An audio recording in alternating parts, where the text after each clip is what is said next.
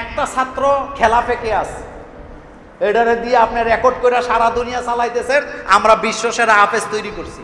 ইনসাফ হয় নাই। সকল ছাত্ররা আপনাদের মানের হাফেজ হইতে হবে, সবাই সবাই বিশ্বসেরা হওয়া দরকার নাই। কিন্তু তাহজিবুল উম্মার ছাত্ররা যেখানে যাবে ইমামতি করার যোগ্যতা যেন তারা অর্জন করতে পারে।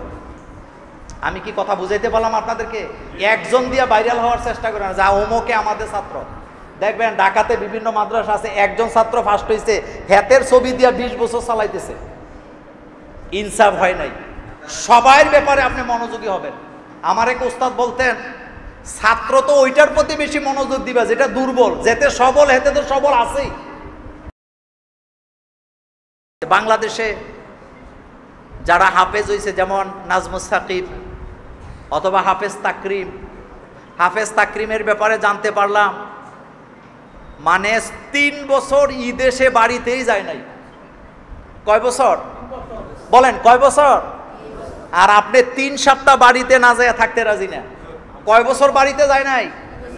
তো 3 বছরে ঈদ কয়টা বলেন তো? হিন্দু গানে 6টা ঈদ সে বাড়িতে যায় নাই। আল্লাহ তাকে বিশ্বমানের হাফেজ বানায় দিছে। আর আপনি 1 সপ্তাহ বাড়িতে না নিলে মায়ের সাথে গোসা করে কথা বলেন না, নিতে আসলে রাগ করেন, এরকমের ছাত্র এখানে আসেনি। যতক্ষণ পর্যন্ত বাড়িটাকে পেছনে ফেলে মাদ্রাসাকে আপন বানাতে না পারবেন ততক্ষণ পর্যন্ত ভালো আলেম ভালো হাফেজ হওয়া যাবে। তাহলে মানুষের মর্যাদা বাড়ে কিসের কারণে? কোরআনের কারণে। আন উসমান ইবনে আফফান রাদিয়াল্লাহু তাআলা আনহু قال قال رسول الله صلى الله عليه وسلم خيركم من تعلم القرآن وعلمه রাওয়াহুল বুখারী। হযরতে উসমান ইবনে আফফান রাদিয়াল্লাহু তাআলা আনহু থেকে হাদিস বর্ণিত, তিনি বলেন রাসূল করিম সাল্লাল্লাহু আলাইহি সাল্লাম বলেছেন, তোমাদের মধ্যে ওই ব্যক্তি শ্রেষ্ঠ যে ব্যক্তি নিজে কোরআন পড়ে অন্যকে কোরআন পড়ায়। একটা সময় ছিল ওস্তাদ চেষ্টা করতেন আমি কতজন হাফেজ তৈরি করে যেতে পারি। ছাত্রদের চেষ্টা ছিল আমি যেন ওস্তাদের সবকটা ঠিক মতো দিতে পারি, 7 সবক আমুকটা আমি যেন ঠিক মতো দিতে পারি। এখন তাকওয়া চলে গেছে। এখন তাকওয়া কি চলে গেছে। আমি তাহজিবুল উম্মাহ পরিবারকে একটা পরামর্শ আজকে দিয়ে যাব। আপনারা যারা হেফজখানায় পড়ান, আপনাদের প্রতি আমার একটা অনুরোধ থাকবে, সেটা হলো তাহজিবুল উম্মাহ পরিবার বা মাদ্রাসা একটা ছাত্র দিয়া কুমিল্লা বাংলাদেশ বিশ্ব জয় করবে না। একজন ছাত্র রেকর্ড দিয়া তাহজিবুল উম্মাহ ভাইরাল হওয়ার চেষ্টা করবেন না, বরং তাহজিবুল উম্মাতে যারা পড়বে প্রত্যেকটা ছাত্রকে একটা নির্দিষ্ট মানের মধ্যে নেওয়ার জন্য আমাদেরকে চেষ্টা করতে হবে। একটা ছাত্র খেলাফে কেয়াস এটারে দিয়ে আপনি রেকর্ড করে সারা দুনিয়া চালাইতেছেন, আমরা বিশ্বসেরা হাফেজ তৈরি করছি। ইনসাফ হয় নাই। সকল ছাত্ররা আপনাদের মানের হাফেজ হইতে হবে, সবাই সবাই বিশ্বসেরা হওয়া দরকার নাই। কিন্তু তাহজিবুল উম্মার ছাত্ররা যেখানে যাবে ইমামতি করার যোগ্যতা যেন তারা অর্জন করতে পারে। আমি কি কথা বুঝাইতে পারলাম আপনাদেরকে? একজন দিয়ে ভাইরাল হওয়ার চেষ্টা করেন যা অমুকে আমাদের ছাত্র। দেখবেন ঢাকাতে বিভিন্ন মাদ্রাসা আছে, একজন ছাত্র ফার্স্ট হয়েছে, হাতের ছবি দিয়ে 20 বছর চালাইতেছে। ইনসাফ হয় নাই। সবার ব্যাপারে আপনি মনোযোগী হবেন। আমার এক উস্তাদ বলতেন, ছাত্র তো ওইটার প্রতি বেশি মনোযোগ দিবা যেটা দুর্বল, যেতে সবল হেতে তো সবল আছেই। সেজন্যে সবার প্রতি মনোযোগ তাহজিবুল উম্মাহ দিবে, এই পরামর্শ আজকে আমি দিয়ে গেলাম। রাসূল করিম সাল্লাল্লাহু আলাইহি ওয়াসাল্লাম হাফেজদের ব্যাপারে 4 নম্বরে যেই সুসংবাদ দিয়েছেন সেটি হলো হাসরের ময়দানে প্রত্যেক হাফেজ এবং হাফেজের মা বাবাকে সংবর্ধনা দেওয়া হবে। সুবহানাল্লাহ। কি দেওয়া হবে? সংবর্ধনা দেওয়া হবে। সংবর্ধনা। কোরআনের মাজলিস হবে জান্নাতে, কোরআনের মাজলিস। লম্বা হাদিস আছে এই ব্যাপারে, সমস্ত নবীরা সেখানে উপস্থিত থাকবেন। আমি হাদিসটা ছেড়ে দিলাম এই কারণে, লম্বা হাদিস তো।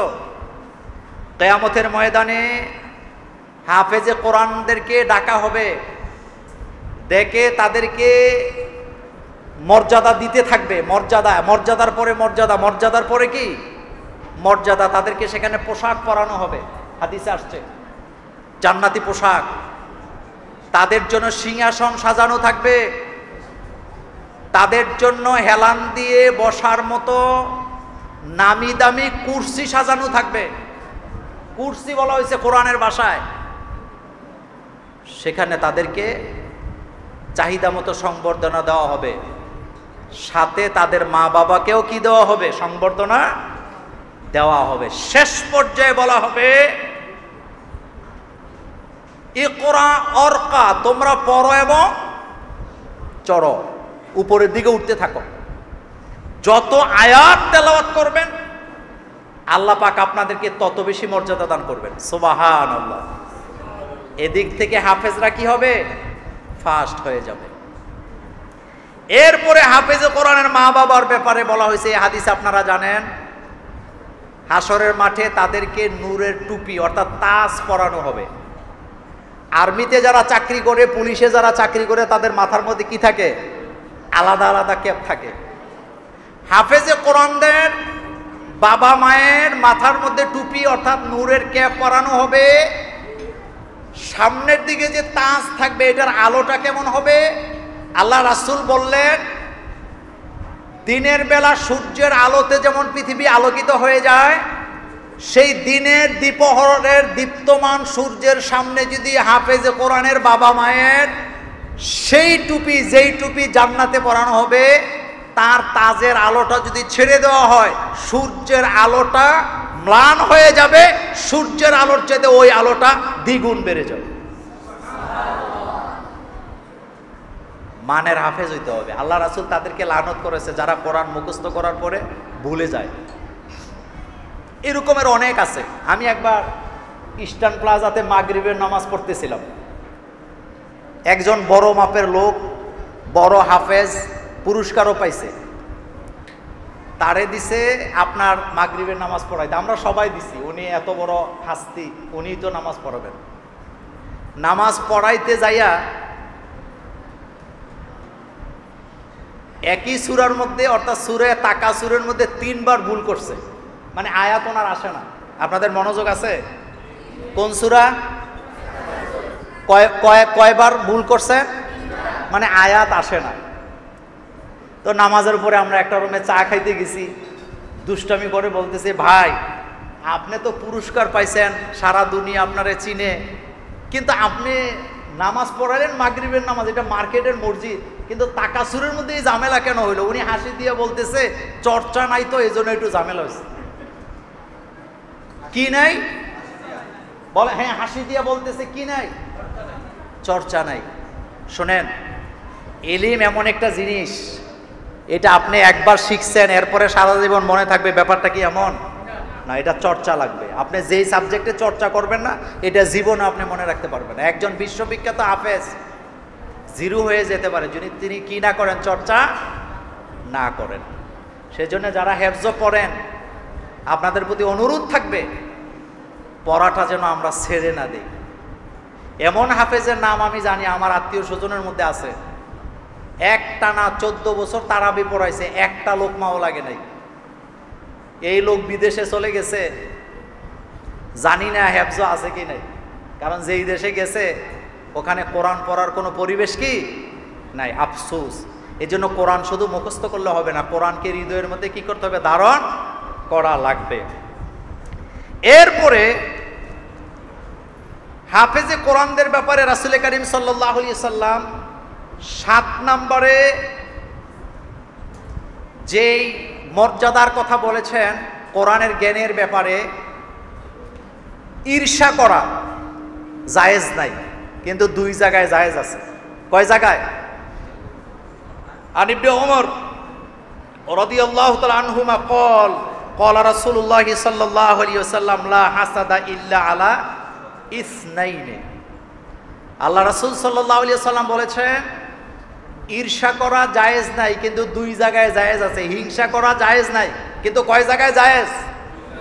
2 জায়গায়। একটা হচ্ছে রজুলুন আতাহুল্লাহুল কোরআন ওয়া হুয়া অহুয়া ইয়াকুমু বিহি আনা আল-লাইলি ওয়া আনা আন-নাহার। যে ব্যক্তিকে আল্লাহ পাক কোরআনের ইলম দান করেছেন তাকে দেখে ঈর্ষা করা জায়েজ আছে। মিজানুর রহমান আজহারি কোরআনের জ্ঞানের অধিকারী, ওনাকে দেখে ঈর্ষা করা যাবে যে আল্লাহ তুমিও আমাকে এরকমের জ্ঞান দাও, আমিও তার মতো দাওয়াতি কাজ করব। মাওলানা হাফেজ আব্দুল হক হাফিজাহুল্লাহ, হাজারো হাফেজের উস্তাদ, তিনাকে দেখে ঈর্ষা করা জায়েজ আছে যে আল্লাহ পাক ওনাকে যে রকমের কোরআনের জ্ঞান দিছে, আল্লাহ তুমি আমাকেও কি এরকমের কোরআনের জ্ঞান দাও, আমি যেন মাওলানা আব্দুল হকের মতো কি করতে পারি, কোরআনের খেদমত করতে পারি। নাজমুস সাকিব, তারপরে তাকরিমকে যেমন জ্ঞান তুমি দিয়েছো, হাফেজ জাকারিয়াদেরকে যেরকম সম্মান তুমি দিয়েছো কোরআনের কারণে, আল্লাহ তুমি আমাকেও কোরআনের জ্ঞান সেভাবে দান করো, আমি তাদের মতো কোরআনের খেদমত করব। এই জায়গায় ঈর্ষা করা কি আছে? জায়েজ। এরপরে বলা হয়েছে ওয়ারাজুলুন আতাহুল্লাহু মালান, ওই ব্যক্তি যেই ব্যক্তির কাছে মাল আছে, ফাহুয়া ইউনফিকু বিহি আনা আল-লাইলি ওয়া আনা আন-নাহার, সে দিন রাত আল্লাহ রাস্তায় কি করে খরচ করে, তাকে দেখে ঈর্ষা করা জায়েজ আছে যে আল্লাহ তুমি আমাকে এরকমের মালদার বানাও, আমি যাতে কি করতে পারি, তার মতো দান করতে পারি। সর্বশেষ যারা কোরআন পড়ে, কোরআন মুখস্থ করে, আল্লাহ তাদেরকে দুনিয়াতেও মর্যাদা দিবেন, আখেরাতেও কি দিবেন, মর্যাদা দিবেন। আপনারা যারা হাফেজে কোরআন হইছেন, আপনারা যখন কোথাও বেড়াইতে যান, জানাজায় যান, আপনাদেরকে সামনে দেয় না ইমামতি করার জন্য? এটা আপনার নামের কারণে, বংশের কারণে দেয় না, এটা আপনাকে দেয় কিসের কারণে? কোরআনের কারণে। আপনাকে হাফেজে কোরআন, আলেমে কোরআন বলে যে সম্বোধন করেন, ডাকেন, এটা মূলত কোরআনের কারণে সম্মান দেন। আপনি কোথাও গেলে চেয়ারটা ছেড়ে দেন, এটা কিসের কারণে দেয়? কোরআনের কারণে। যারা কোরআন পড়বে দুনিয়াতেও তারা মর্যাদাবান হবে, আখেরাতেও তারা কি হবে? মর্যাদাশীল হবে, মর্যাদার অধিকারী হবে, জান্নাতে উঁচু মাকামে আল্লাহ তাদেরকে দান করবেন। আপনারা কি আমার কথা বুঝেন? আদম আলাইহিস সালাম আসছে কার ইবাদত করার জন্য? আল্লাহ পাকের। আর শয়তান আসছে আদম আলাইহিস সালামের ইবাদতকে নষ্ট করে দেওয়ার জন্য। সেজন্য আল্লাহ পাক তার বান্দারা যাতে যুগে যুগে হেদায়েতের রাস্তা থেকে পথভ্রষ্ট হয়ে না যান, নবী এবং রাসূল পাঠিয়েছেন, তাদের সাথে কিতাব দিয়েছেন। 104খানা আসমানি কিতাবের মধ্যে আমরা যেটা ভাগে পাইছি সেই কিতাব হচ্ছে কোরআনুল কারীম। আপনারা আমার দিকে মনোযোগ দিয়ে একটা কথার জবাব দেন। আপনাদের ঘরে যে তাকের উপরে একটা কোরআন আছে, বা আপনারা যে কোরআনকে পড়েন, হেফজ করেন, এইটার নাম কি কোরআন শরীফ না কোরআনুল কারীম? এটা জোরে বলতে হবে। আমাদের এখানে যারা ওস্তাদরা বসে আছেন, আপনারা অনেক সময় বলেন কোরআন শরীফটা নিয়ে আসো। কোরআনের নাম কোরআন শরীফ বললে গুনাহ হবে না, কিন্তু হক আদায় হবে না। কোরআন শরীফকে কোরআন শরীফ হাদিসের ভাষায়, কোরআনের ভাষায় কোথাও বলা হয় নাই। কোরআনের 40টা নামের কোথাও শরীফ নেই। কোরআনকে বলা হয়েছে কোরআনুল মাজিদ, কোরআনুল হাকিম, কোরআনুল কারীম। এই শব্দগুলা কোরআনে আছে নাকি নাই? আছে। কোরআনুল মাজিদ এটা বুজুর্গ কোরআন, কোরআনুল কারীম, কোরআনুল হাকিম এটি বিজ্ঞানময় কোরআন। সেই কোরআন আপনারা মুখস্থ করতেছেন। আপনাদের আচার আচরণ, আপনাদের চরিত্র, আপনাদের কথা অন্য কারোর সাথে মিলবে না, কারণ আপনারা যেই জিনিসটি মুখস্থ করতেছেন এটি হলো ওহির জ্ঞান। বলেন এটা কিসের জ্ঞান? ওহি। আর ওহি আসছে কার পক্ষ থেকে? আল্লাহ পাকের পক্ষ থেকে। তা আমি আপনাদের জন্য 3টা ভাগে বক্তব্যটা দেব। প্রথম ভাগে বলবো কোরআন এটি কতটা বিস্ময়কর কিতাব। পৃথিবীতে যত কিতাব আছে পৃথিবীতে যত বই আছে, পুস্তক আছে, কোনো বই পুস্তকের আলাদা কোনো মজেজা নাই, কিন্তু কোরআনের মজেজা কি আছে? এটা সাধারণ কোনো কিতাব নয়। সেজন্যে কোরআনকে যেভাবে মানুষ মুখস্থ রাখতে পারে, অন্য কোনো কিতাব মানুষ এভাবে মুখস্থ রাখতে পারেন না। কারণ আমাদের হৃদয়ে কোরআনকে জায়গা করে দেন কে? আল্লাহ পাক। রাসূল করিম সাল্লাল্লাহু আলাইহি ওয়াসাল্লামের একজন সাহাবা রাস্তা দিয়ে হেঁটে যাচ্ছেন, বুখারীতে এই হাদিসটি আসছে। ওই এলাকার লোকেরা ওই সাহাবাকে ধরে নিয়ে গেছে, হাইজ্যাক করছে, নিয়ে একটা বাড়িতে নিয়ে গেছে, যায় বলছে আমাদের এলাকার সর্দারকে সাপে কামড়াইছে। তো তুমি তো রাসূলুল্লাহ সাল্লাল্লাহু আলাইহি ওয়াসাল্লামের কাছে যাও, তিনি তো নিশ্চয়ই তোমারে কোনো মন্ত্রতন্ত্র শিখায়, আমাদের সর্দারকে চিকিৎসা করো, সাপে কামড়াইছে। সাহাবা হাসি দিয়ে বললেন, মুহাম্মদ সাল্লাল্লাহু আলাইহি ওয়াসাল্লাম তো কাউকে মন্ত্র শিখাইতে পৃথিবীতে আসেন নাই, তিনি তো কোরআন শিক্ষা দেন। তো তোমরা আমার কাছে পানি নিয়ে আসো, তেল নিয়ে আসো, লবণ নিয়ে আসো। আনা হলো, তিনি কোরআন পড়ে ফু দিলেন, ওই পানি লোকেরে খাওয়ানো হলো, তেল আর লবণ মাখায়া যে জায়গায় কামড়াইছে ওই জায়গায় লাগায় দিছে, লোকটা ভালো হয়ে গেছে। সুবহানাল্লাহ পড়েন। যখন ভালো হয়ে গেছে, ওই সর্দার খুশি হইয়া সাহাবাকে 30টা ছাগল উপহার দিছে, 30টা, বরাবর 30। রাসূলের সাহাবা 30টা ছাগল নিয়ে মদিনা মসজিদে নববীর সামনে হাজির হয়েছেন। হওয়ার পরে কোন সাহাবা বাটি নিয়ে যাচ্ছে, দুধ বের করে খাবে, কেউ বলতেছে আমার একটা দেও, জব করে খাবো। আরেকজন সাহাবা বলতেছে তোমরা এটা থেকে দুধ খাইতেছ, কেউ এটা থেকে গোশত খাওয়ার চেষ্টা করতেছো, কিন্তু এটা তো সে ফু দিয়ে আনছে, এটা খাওয়া জায়েজ আছে কিনা ফতুয়া রাসূলকে জিজ্ঞেস করো। রাসূলের দরবারে যায় বললেন, রাসূল আপনার অমুক সাহাবা ফু দিয়া 30টা ছাগল পাইছে, আমাদের জন্য এই দুধ খাওয়া, মাংস খাওয়া কি জায়েজ হবে? আল্লাহ রাসূল সাহাবাকে বললেন, তুমি কি পরে ফু দিছ? তিনি বললেন, রাসূল আমি সূরাতুল ফাতিহা পরে ফু দিয়েছি, যেটাকে বলা হয় সূরাতুশ শিফা। রাসূল বললেন, তোমরা ছাগলগুলাকে সবার মধ্যে ভাগ করে দিয়ে দাও, তবে ভাগ করার সময় আমারও একটা দিও। সুবহানাল্লাহ পড়েন।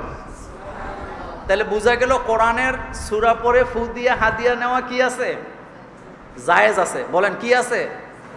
কিন্তু ওইটা বলা আমার উদ্দেশ্য ছিল না। আমার উদ্দেশ্য ছিল কোরআন হচ্ছে শিফা, অনুনাজ্জিলু মিনাল কোরআন মা হুয়া শিফা। এই কোরআন শিফা হিসাবে আল্লাহ পাক নাযিল করছেন আমাদের জন্য। সেই কোরআন আপনারা মুখস্থ করতেছেন। কোরআনের মর্যাদা, কোরআনের যে ক্ষমতা, এটা কি এই যুগে আছে না এটা বিলুপ্তি হয়ে গেছে? এটা কিয়ামত পর্যন্ত থাকবে। আমি আপনাদেরকে একটা বাস্তব ঘটনা শোনাই। আমি আফগানিস্তানে আল্লাহকে দেখেছি, একটা বই আছে, আপনারা পড়ছেন কিনা জানি না। বইটার নাম কি বলেন তো আপনারা? আমি আফগানিস্তানে কাকে দেখছি বলেন? আল্লাহকে দেখেছি। আমি আফগানিস্তানে কাকে দেখছি? এটা হলো বইয়ের নাম। রাশিয়া আপনারা জানেন, সোভিয়েত ইউনিয়ন যেটাকে বলা হয়, তারা আফগানিস্তানকে দখল করছিল। তো তারা এক মাদ্রাসা থেকে একজন ছাত্রকে ধরে নিয়ে গেছে। ছাত্রের বয়স হলো 9 বছর। কয় বছর? সে হিফজও পড়ে আপনাদের মতো। ধরে নিয়ে তারা একটা ক্যাম্পে রাখছে, কথা বুঝে না। তা হাফেজে কোরআন আকাশের দিকে দেখায় বলতেছেন, তোমরা আমাকে ধরে নিয়ে আসছো, আমার কিচ্ছুই করতে পারবা না, কারণ আমার এই সিনার ভিতরে বাস করে আল্লাহ পাকের কোরআন। সুবহানাল্লাহ। কার কোরআন? আল্লাহ পাকের কোরআন। রাশিয়ার সৈন্যরা বললেন, এতটুকুন বাচ্চার এত বড় সাহস কিভাবে হয়? বাচ্চাকে তারা, তাদের কমান্ডার বললেন, তুমি যে কোরআনের কথা বলতেছ, এই কোরআন কি দেখা যায়? কয় না, দেখা যায় না। তো সে তোমাকে বাঁচাবে কেমনে? তারা একটা গর্তের সামনে ওরে দাঁড় করাইছে। দাঁড় করাইয়া বলতেছে, আমরা তোমাকে গুলি করে এখানে ফেলে দিব, তোমাকে কে বাঁচাবে? হাফেজ কোরআন বলতেছেন, আমাকে আমার আল্লাহ বাঁচাবে। কিভাবে বাঁচাবে? কোরআন দিয়ে বাঁচাবে। কমান্ডার বললেন, এই ছেলেকে আমার কাছে নিয়ে আসো। আনা হলো। কমান্ডার বলতেছেন, আচ্ছা তুমি কোরআনের কথা যে বলতেছো, এগুলা তুমি শিখছো কোথায়? ছেলে বলতেছেন, আমি হচ্ছি শুধু হাফেজ, আমি আলেম নই। হেফজখানায় পড়া অবস্থায় আমার ওস্তাদ আমাকে শিখাইছেন, মা রমাইতা ইজ রমাইতা ওয়ালাকিন্নাল্লাহা রমা। হে নবী, আপনি যখন মেরেছিলেন আপনি মারেন নাই, মারছেটাকে আল্লাহ। অর্থাৎ রাসূল সাল্লাল্লাহু আলাইহি ওয়াসাল্লামকে কাফেররা যখন আক্রমণ করতেছিল মক্কা থেকে মদিনায় যাওয়ার দিনে, রাসূল এক মুষ্টি বালি হাতে নিয়ে কাফেরদের দিকে ছুঁড়ে দিয়েছিলেন। আর কাফেরদের চোখের ভিতরে আল্লাহ পাক বালিগুলি ঢুকায় দেওয়ার কারণে কাফেররা রাসূলকে মারা তো দূরের কথা, চোখে দেখাও নসিব হয় নাই। পরবর্তীতে রাসূলকে আল্লাহ পাক বললেন, মা রমাইতা ইজ রমাইতা ওয়ালাকিন্নাল্লাহা রমা। হাবিব, আপনি মারেন নাই যখন আপনি মেরেছিলেন। সুবহানাল্লাহ পড়েন। হাবিব, আপনি মারেন নাই যখন আপনি মেরেছিলেন, তো মারছেটাকে? ওয়ালাকিন্নাল্লাহা রমা, আপনার রব নিজের হাতে এটাকে মেরে দিয়েছে। হাফেজে কোরআন বলতেছেন, আমি সেই নবীর উম্মত, সুতরাং আমি বিশ্বাস করি আমার হৃদয়ে যে কোরআন আছে, তোমরা যদি আমাকে মারতে চাও আল্লাহর কোরআন আমাকে সেভাবে বাঁচায় দিবে।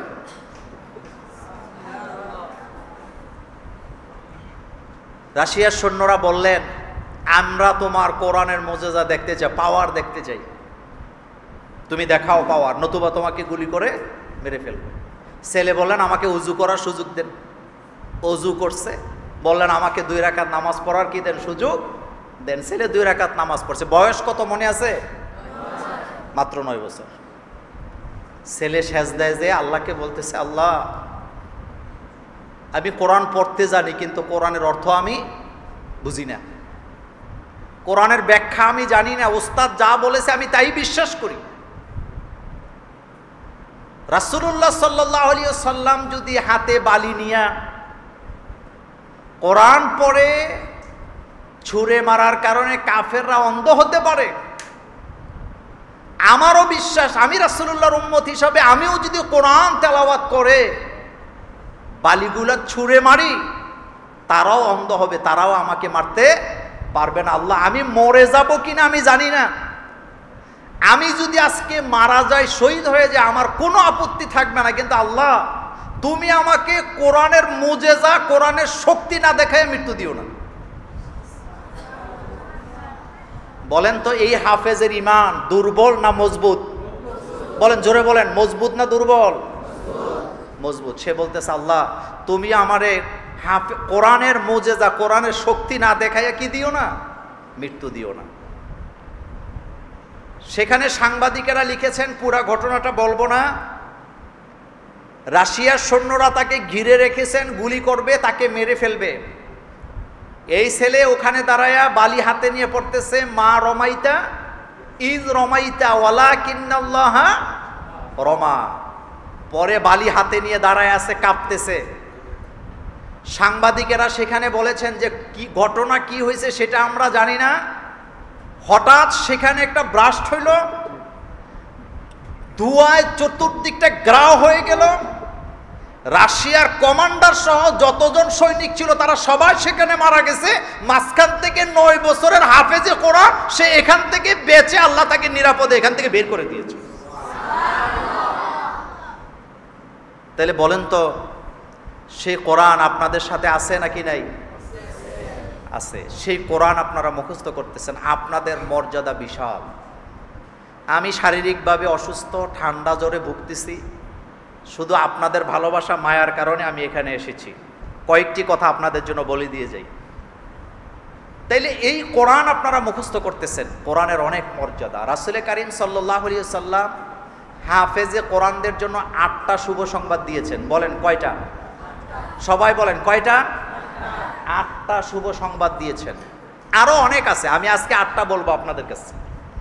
প্রথম কথা হলো রাসূল করিম সাল্লাল্লাহু আলাইহি সাল্লাম বলেছেন, যারা কোরআন পড়ে, কোরআনের মাহের, আল্লাহর রাসূল তাদেরকে ফেরেশতাদের সাথে তুলনা করেছেন। সুবহানাল্লাহ বলতে ইচ্ছে হইল না? আরো আস্তে সুবহানাল্লাহ বলেন, আরো আস্তে বলেন। আপনাদের গুণ আছে, আস্তে বললে জোরে বলবেন, জোরে বললে আস্তে বলবেন। পড়তে বললে পড়বেন না, না পড়তে বললে পড়বেন। ব্যাপারটা কি এমন? বলেন, হাফেজে কোরআনদেরকে আল্লাহ রাসূল কাদের সাথে তুলনা করেছেন? ফেরেশতাদের সাথে। বলেন কাদের সাথে? ফেরেশতাদের সাথে। আন আয়েশা রাদিয়াল্লাহু তাআলা আনহা ক্বালাত, আম্মা জান আয়েশা সিদ্দিকা রাদিয়াল্লাহু তাআলা আনহা বুখারীতে বলেছেন, ক্বালা রাসূলুল্লাহি সাল্লাল্লাহু আলাইহি ওয়াসাল্লাম, আল্লাহ রাসূল সাল্লাল্লাহু আলাইহি ওয়াসাল্লাম বলেছেন, আল্লাযী ইয়াকরাউল কুরআন, যে ব্যক্তি কোরআন পড়ে, ওয়া হুয়া মাহির, সে কোরআনের মাহের, মা'আস সাফারাতিল কিরামিল বারার, আল্লাহ রাসূল সাল্লাল্লাহু আলাইহি ওয়াসাল্লাম তাদেরকে সম্মানিত ফেরেশতাদের সাথে তুলনা করেছেন। কাদের সাথে তুলনা করেছেন?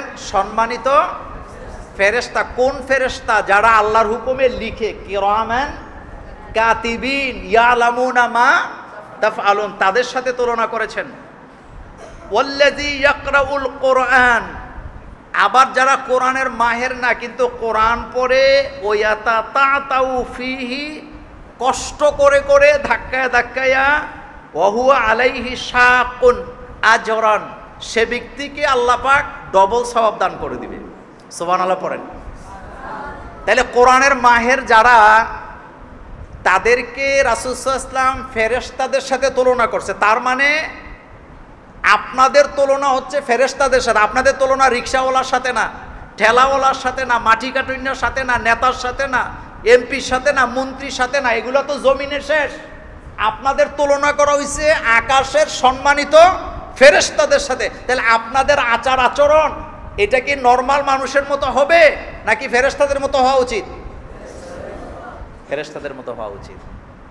কিন্তু মাঝে মধ্যে দুই বন্ধু ঝগড়া লাগলে কোরআন শরীফ বা কোরআনুল কারিমের রেয়ালের উপর দিয়ে লাভ দেয়, এরকমের ছাত্র এক দুইজন এখানে নাই? আছেন? সম্মানিত, আলহামদুলিল্লাহ। 2 নাম্বার, কোরআন হাসরের মাঠে আপনাকে, আপনার মা বাবাকে সুপারিশ করবে। রাসূল করিম সাল্লাল্লাহু আলাইহি ওয়াসাল্লাম বলেছেন, যারা কোরআন মুখস্থ করে, কোরআনকে পড়ে, কোরআনকে হৃদয়ে কি করে? ধারণ করে। আন আবি উমামা রাদিয়াল্লাহু তাআলা আনহু ক্বাল, হযরতে আবি উমামা রাদিয়াল্লাহু তাআলা আনহু বলেন, সামিতু রাসূলুল্লাহি সাল্লাল্লাহু আলাইহি ওয়াসাল্লাম ইয়াকুল, আমি রাসূলুল্লাহ সাল্লাল্লাহু আলাইহি ওয়াসাল্লামের কাছ থেকে শুনেছি, আকরাউল কোরআন, যে ব্যক্তি কোরআন পড়ে, ফাইন্নাহু ইয়াতি ইয়াউমাল কিয়ামাতি শাফিআন লিআসহাবি, এই কোরআনের দ্বারক বাহককে কি করবেন? হাসরের মাঠে সুপারিশ করে আল্লাহর জান্নাতে নিয়ে যাবে। সুবহানাল্লাহ। সে কোরআন আপনারা মুখস্থ করতেছেন, আপনাদের মর্যাদা অনেক বেশি। এই কোরআন আপনাকে সুপারিশ করবে। আবার বিভিন্ন হাদিসে আসছে, বিভিন্ন সূরা আলাদা আলাদা সুপারিশ করবে। রাসূল করিম সাল্লাল্লাহু আলাইহি সাল্লাম বলেছেন, কিয়ামতের ময়দানে 3টি জিনিস আল্লাহর দরবারে, আদালতে বান্দার পক্ষ হয়ে ঝগড়া করবে, কথা বলবে, ততক্ষণ আল্লাহ তার বান্দাকে ক্ষমা ঘোষণা দিবে না যতক্ষণ। 1 নাম্বার, যারা সূরাতুল বাকারাকে তেলাওয়াত করে অথবা সূরা মুলক, 2 হাদিসে 2 রকম আসছে। এই সূরাতুল মুলক হাসরের মাঠে আল্লাহর সাথে তর্ক করবে যে আল্লাহ তেলাওয়াতকারীকে কি করেন? জান্নাত দিয়ে দেন। আল্লাহ বলবেন, যা দিয়ে দিলাম। 2 নম্বরে, যাদের নাবালক বাচ্চা মারা যায়, ওই বাচ্চাগুলা কিয়ামতের ময়দানে আল্লাহর আদালতে মা বাপের পক্ষ নিয়ে সুপারিশ করবে, ততক্ষণ আল্লাহ তাদেরকে ক্ষমা করে দিবেন না যতক্ষণ তারা আরশে আজিমের পাশে যায় ভিড় করবেন।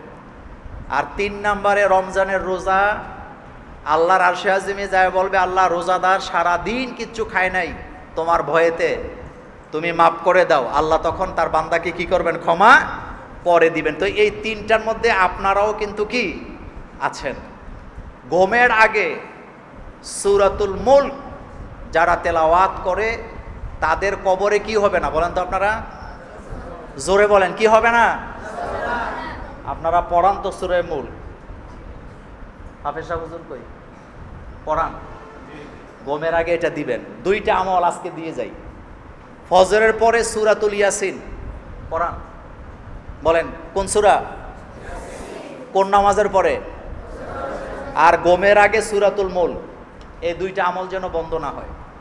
আমল করার জন্য আসছেন। আরেকটা কথা বলি, আমল ছাত্র জীবনে করা লাগে, শিক্ষকতার জীবনে যে আমল করা যায় না। তখন পরিবার পরিজন থাকে, ছেলে থাকে, মেয়ে থাকে। একটা কথা আছে, যখন ছিল 2 পা যেথা ইচ্ছা সেতায় যাও, যখন হয়েছে 4 পা ভাত কাপড় দিয়ে যাও, যখন হয়েছে 6 পা আব্বা তুমি কই যাও। কথা বুঝেননি? যখন আপনি এখন আপনার পাও কয়টা? 2টা। আপনি যেদিকে ইচ্ছে সেদিকে যাইতে পারবেন, আপনারে কেউ খুঁজবে না, কোনো দায়িত্ব আপনাদের নাই। তাইলে যখন হইল 2 পা যেথা ইচ্ছা সেটায় যাও, আপনি উড়বেন, গাইবেন, দৌড়াদৌড়ি করবেন, ফুটবল খেলবেন, আপনার কোনো দায়িত্ব নাই। কিন্তু যখন হবে 4 পা ভাত কাপড় দিয়া যা, যখন বিয়া করবেন তখন পা কয়টা? কথা বলে না তো। এখন পা আপনার 2টা, তো বিয়ে করার পরে পাও কয়টা? 2টা আপনার, আর 2টা আপনার বেগম সাহেবের। আর বেগম সাহেব কি জিনিস বিয়ার পরে টের পাইবেন। তাহলে পা হয়েছে কয়টা? তাহলে ভাত কাপড় দিয়ে যান। কিন্তু এরপরে যখন বাচ্চা আরেকটা হবে তখন পা হয়েছে কয়টা? এখন ঘর থেকে বের হবেন, পেছন থেকে জামা টেনে ধরে বলবে, আব্বা তুমি কই যাও। বলবে কি না? বলবে। এই জন্য আমল করতে হবে ছাত্র জীবন। তাইলে 2টা আমল দিলাম। ফজরের পরে কোন সূরা? পেছনেরা বলে না কোন সূরা? বাধ্যতামূলক করবেন। আর ঘুমের আগে তাবারাকাল্লাযী বিয়াদিহিল ওয়া হুয়া আলা কুল্লি শাইইন, বাধ্যতামূলক আমল। বলেন কয়টা? ফজরের পরে কোন সূরা? আর ঘুমের আগে রাসূল সাল্লাল্লাহু আলাইহি ওয়াসাল্লাম বলছেন, যারা সূরা ইয়াসিন তেলাওয়াত করবে 10 পারা কোরআনের সওয়াব পাবে। আর ঘুমের আগে যারা সূরা মুলক পড়বে কবরে আযাব হবে না। সূরা মুলক তাকে কিয়ামত পর্যন্ত ঢাকনা দিয়ে কবরের ভিতরে ঘুম পাড়ায় রাখবে। আল্লাহ যেন আমাদেরকে তৌফিক দান করেন, আমরা বলি আমিন। তা হাফেজে কোরআনদের জন্য রাসূল সাল্লাল্লাহু আলাইহি ওয়াসাল্লাম 8টা সুসংবাদ দিয়েছেন, তার মধ্যে 2টা গেল। 3 নাম্বার